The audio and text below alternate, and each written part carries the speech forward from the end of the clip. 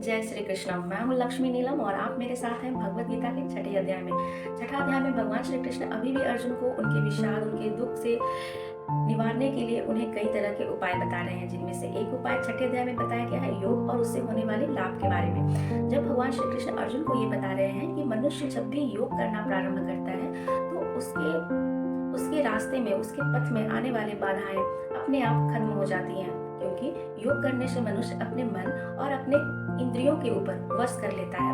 और जैसे ही मन और इंद्रियों पे वश हो जाता है, मनुष्य को एक सही रास्ता दिखाई देता है, जिससे उसका मन विचलित नहीं होता और वह अपने पथ पे अग्रसर काम करता है और वह अपने लक्ष्य की प्राप्ति करता है। इसी संदर्भ में अर्जुन भगवान श्री कृष्ण से पूछते हैं कि योग की प्रक्रिया क्या है, योग मैं किस प्रकार करूं ताकि मैं अपने मन और अपने इंद्रियों पर काबू पा सकूं, नियंत्रण पा सकूं।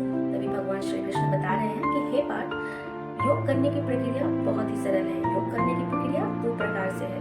मनुष्य योग साधना के द्वारा भी योग कर सकता है और दूसरा मनुष्य योग अपने कर्म के आधार पे भी कर सकता है। जब योग साधना की बात आती है तो उसमें भगवान श्री कृष्ण बता रहे हैं कि योग करने के लिए मनुष्य को एक समतल जमीन और एक पतली चादर की आवश्यकता होती है और मनुष्य उस पे पालथी मारकर बैठे।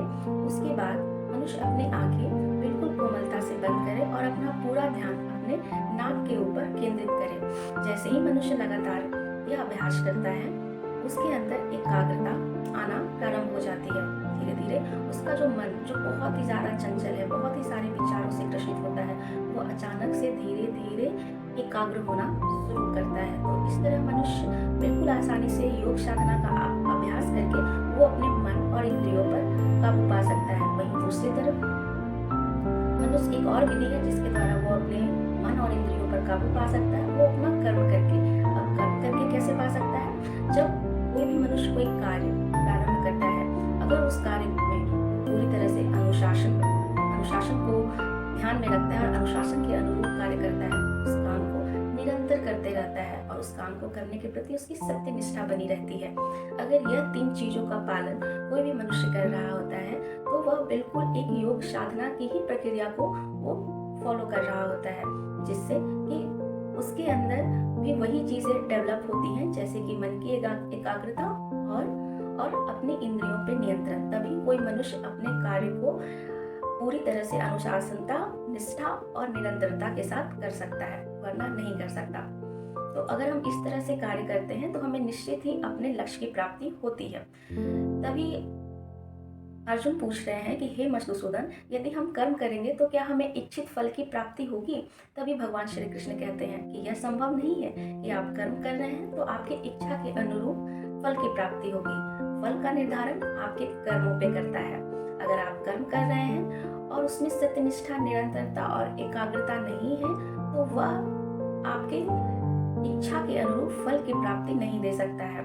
तभी अर्जुन पूछते हैं कि जब हमें फल की प्राप्ति अपने इच्छा के अनुसार नहीं हो सकता तो फिर हम कर्म करें ही क्यों? हम कर्म नहीं करेंगे। तभी भगवान श्री कृष्ण बता रहे होते हैं कि कर्म तो हर किसी को करना है, चाहे वो योगी हो या फिर गृहस्थ जीवन का कोई व्यक्ति, उसे कर्म करना ही करना है। बिना कर्म के फल की प्राप्ति नहीं होगी, लेकिन फल बिना इच्छा के।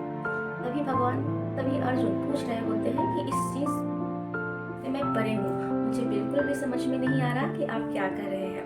तभी भगवान श्री कृष्ण अर्जुन को बताते हैं कि याद करो कौरव, जिनका लक्ष्य ही है हस्तिनापुर का राज्य की प्राप्ति करना, तो क्या जो वो राज्य की प्राप्ति कर रहे हैं, करने के लिए बहुत सारे उन्होंने कर्म किया। जैसे भीम को बचपन में ही नदी में फेंकवाया, पांडवों को लाक्षागृह में भेजकर वहां पे आग लगवाई, तुम लोगों को वनवास भेजा। ये सारे काम कौरव कर रहे थे अपने लक्ष्य की प्राप्ति के लिए, लेकिन उनका जो कार्य था वो धर्म के लिए नहीं था। उनके कार्य में निरंतरता तो थी, लेकिन कुटिल थी। उसमें सत्य के प्रति और धर्म के प्रति कोई भी धारणा नहीं थी। इसी के फलस्वरूप वो चाहते तो जरूर थे कि हस्तिनापुर का राज्य उन्हें मिले, लेकिन उन्हें नहीं मिला, क्योंकि फल, कर्म करना सिर्फ मनुष्य के हाथ में है और फल सिर्फ प्रारब्ध ही देता है। तो आपका प्रारब्ध उसी पे निर्भर करता है जो आपने काम किया। आपका काम सही नहीं था, धर्म के अनुरूप नहीं था, इसके कारण आपको उसके अनुरूप फल नहीं मिला।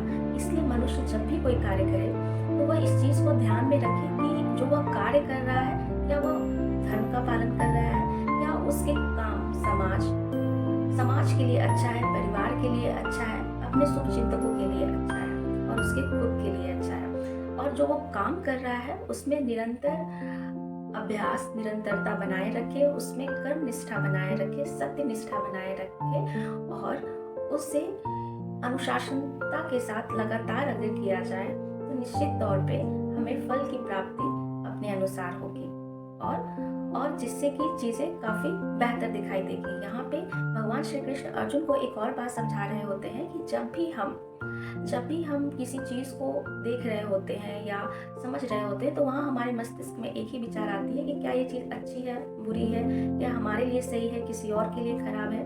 तो जब व्यक्ति योग अभ्यास करना शुरू करता है तो उसके अंदर एक बहुत ही बड़ा बदलाव आता है कि वो अच्छे बुरे, मान सम्मान, लाभ हानि सभी चीज़ों से परे हो जाता है और उसे सभी चीज़ें बिल्कुल एक समान दिखाई देती है। जब भी हमें कोई चीज़ें एक समान दिखाई देती है तो हम हर एक चीज़ को बहुत ही ज़्यादा एक समान भाव से देखना शुरू करते हैं और उसके लिए जो कार्य करते हैं वो भी बहुत ही ज़्यादा समान होता है। उसमें किसी भी तरह का बहुत ही ज़्यादा उत्साह या बहुत ही ज़्यादा हमें उदासी महसूस नहीं होती।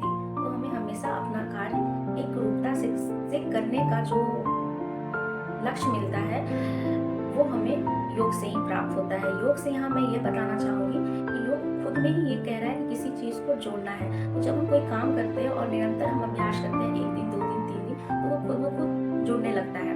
जब वो अभ्यास हम लगातार कर रहे होते हैं तो वो एक वक्त आता है कि वो उस अभ्यास के बाद हमें एक समझ विकसित होती है कि हमें इस कार्य को किस प्रकार करना है। और जब हम अनुशासनता से करते हैं तो निरंतर रूप से उन कार्यों को करना हम प्रारंभ करते हैं। और जब हम लगातार उस काम को कर रहे होते हैं योग के माध्यम से तो एक वक्त आता है कि हमें बिल्कुल वैसे ही फल की प्राप्ति होती है जैसा हम चाहते हैं। तो इस तरह से भगवान श्री कृष्ण बता रहे हैं कि हमें हर वो काम करना है जो हमारे धर्म के पालन के लिए सही है, लेकिन बिना फल की चिंता किए। तो आशा करते हैं आपको ये वीडियो पसंद आया होगा।